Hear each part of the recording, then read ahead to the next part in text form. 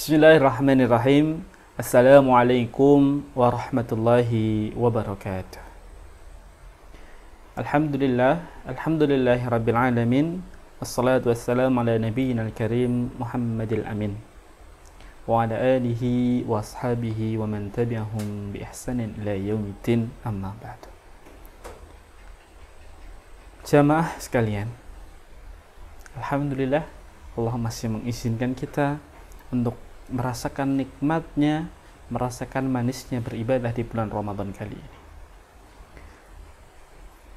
Rasulullah Sallallahu Alaihi Wasallam seperti biasanya, beliau senang duduk-duduk bersama sahabat dan memberikan pengajaran, memberikan ilmu, memberikan tausiah, dan tidak terlalu berat-berat.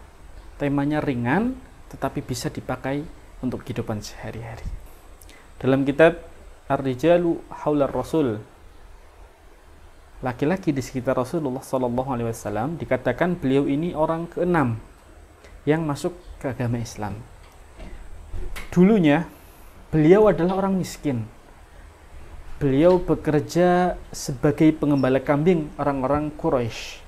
Tapi ketika syiar Islam datang, ketika dakwah Islam datang, beliau masuk Islam, beliau belajar agama Islam dengan sangat tekun, dengan sangat semangat. Beliau juga termasuk orang pertama yang membacakan Al-Quran di depan orang-orang kafir Quraisy. Ketika dia hendak membaca, sahabat-sahabatnya mengingatkan, siapakah dia? Nanti di akhir akan disebutkan. Jangan engkau yang membaca. Apabila engkau yang membaca, nanti orang-orang akan menghajarmu, orang-orang akan menganiaya dirimu. Engkau bukanlah dari kalangan orang-orang terpandang, atau juga bukan dari kalangan bangsawan. Tentu mereka tidak akan segan-segan menganiaya dirimu. Lantas apa jawaban beliau? Tidak, aku memiliki pembela yang kuat, pembela yang tidak lemah. Dia adalah Allah. Maka dengan penuh keberanian, beliau berjalan ke depan Ka'bah, di depan kumpulan orang-orang Quraisy. Dia membaca, A'udzu billahi minasyaitonir rajim. Bismillahirrahmanirrahim. Ar-Rahman 'allamal Qur'an, khalaqal insan. Dia membacakan surat Ar-Rahman. Lantas bagaimana reaksi orang-orang kafir Quraisy? Tentu saja dihajarlah seseorang ini sampai matanya bengkak, bibirnya berdarah. Kemudian di sore harinya dia pulang lagi menemui sahabat-sahabatnya. Para sahabatnya khawatir, janganlah engkau melakukannya lagi, tentu akan membahayakan dirimu. Tapi tidak, jawaban beliau, jikalau besok aku diperbolehkan untuk melakukan hal yang sama dengan hari ini, akan aku lakukan lagi dan lagi, demi mensyiarkan agama Islam.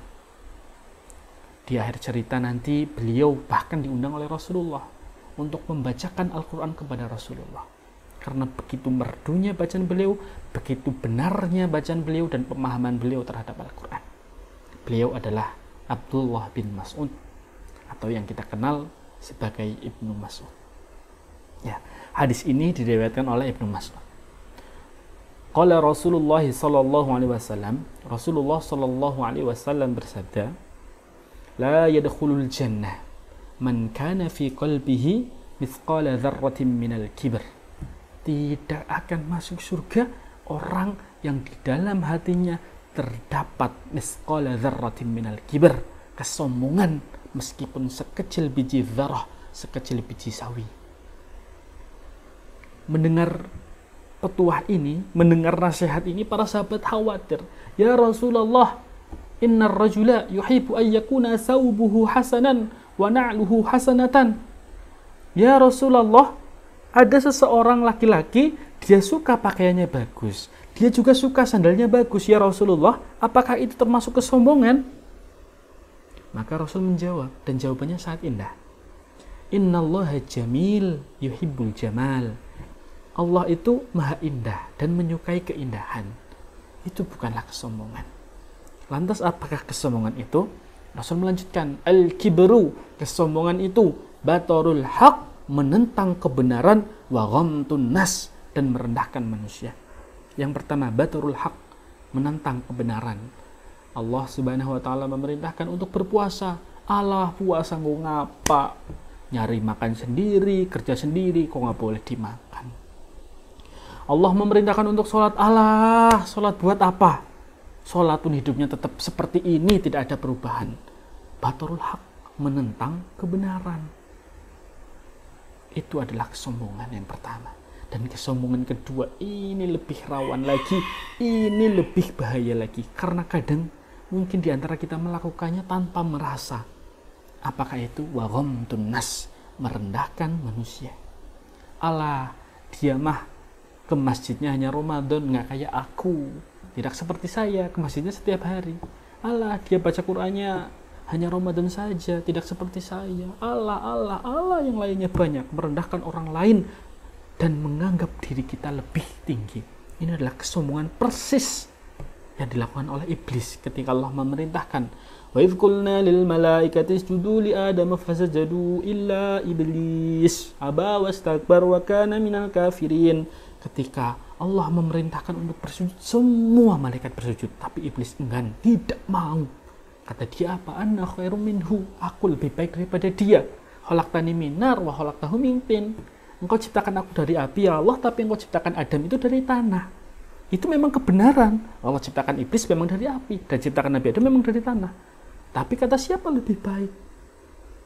Maka janganlah sesekali, apalagi di bulan Ramadan ini, kita melakukan di antara kedua sombongan ini. Kesombongan baturul haq, menentang kebenaran, dan kesombongan wa ghamtun nas, merendahkan manusia. Sekalipun itu anak kecil yang menasihati, sekalipun itu orang biasa yang menasihati, kalau itu kebenaran, lakukan.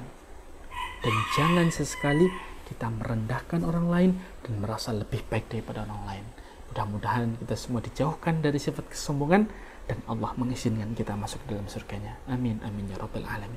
Barakallahu fiik. Wassalamualaikum warahmatullahi wabarakatuh.